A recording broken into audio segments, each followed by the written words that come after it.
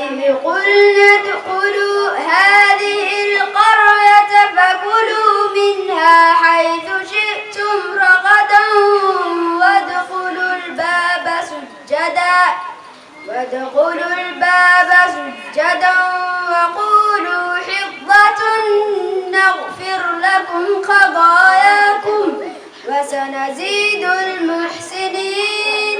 فبدل الذين ظلموا قولا غير الذي قيل لهم فأنزلنا على الذين ظلموا رجزا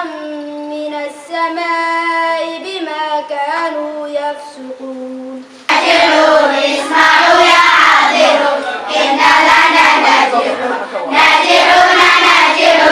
إن لنا ناجحون اسمعوا يا عاذرون. munaasabadan oo ay ku qalin jibinayeen 12 arday oo dhameysatay xifdinta quraanka kariimka madrasada Caday Cismaan kaasi oo ay ka soo qayb galeen maamulka madrasada macallimiin waalidiin culamaa u diin ardayda qalin jibinaysa iyo marti sharaf kale ayaa lagu qabtay magaalada Muqdisho qaar ka mid ah waalidiinta oo ka hadlay munaasabada ayaa u mahad celiyay maamulka iyo macallimiinta madrasada Caday Cismaan juhdiga iyo dadaalka ay ku bixiyeen ardayda dhammaantiin waa mahadsantihiin sidoo kale waxaan u mahad celinaa ka soo qayb galayaasha xafladdan waalidiinta ardayda qalin jibinayso iyo kuwa soo socdaba awalan shay hal mid waxaan leeyahay maamulka iyo macallimiinta madrasadda oo aad iyo aad ugu soo dadaaleen ardaydan oo heerkan soo gaarsiiyeen aad u mahadsan yihiin jazakallahu alif khayr mid labaad waxaan leeyahay ardayda ومانت قلن جبينيسو waxaa leedihiin nasiib fara badan meel fiican ay joogtiin waxaa qalin jibinaysiin ama aad dhameyseen ama bilowgeeda ay joogtiin horta tacliinta lama dhameeyo bilowday leedahay wax badan ay idin dhiman dariiqii ugu horeeyay waa kan meeshiina ka sii wada nasiib ay leedihiin nasiibka ay leedihiin dadka ma wada lahan dad juhdi lagu bixiyay lacag lagu bixiyo haddana waxaa jira macallimiin aan helin wax fahamsiiyo juhdiga macallimiinta ay idin geliyeen maanta iyo heerka la soo gaarsiiyay aan soo gaarsiinin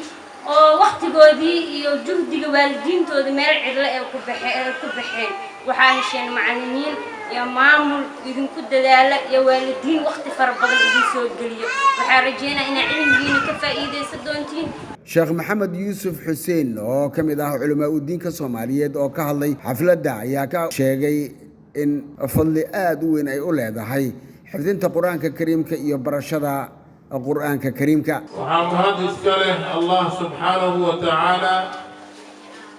nagu soo kulmiyay xafladda qiimaha badan oo madrasadan iskugu nimid Caday Cismaan ay magaceeda uu yahay oo loo waqfay إلهي سبحانه وتعالى إنك أقبله مامورها مع المزمن مع العبد يا معلمين تقولوا الله شقيسو مع محمد علي يو معلم حسين محمد لما أنتوا بالله بركيو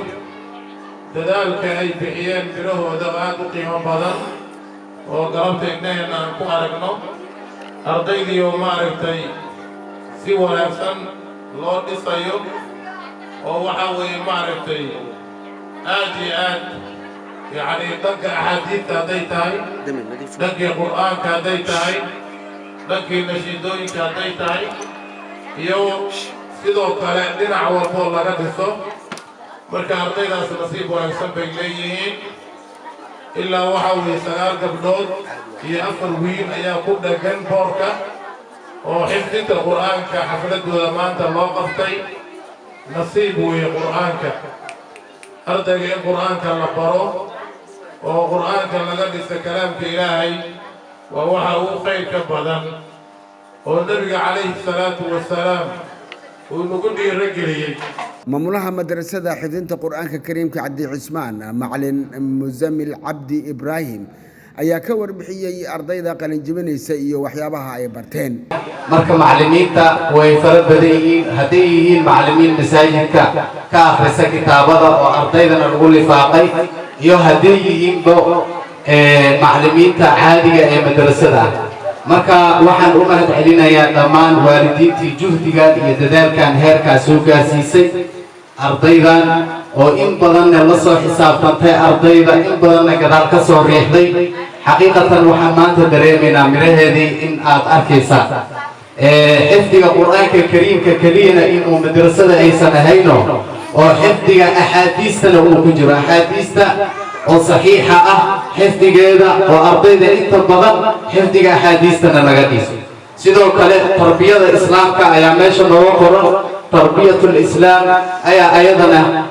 laga dhisaa ardayda xifdiga tajwiidka ayaa laga dhisaa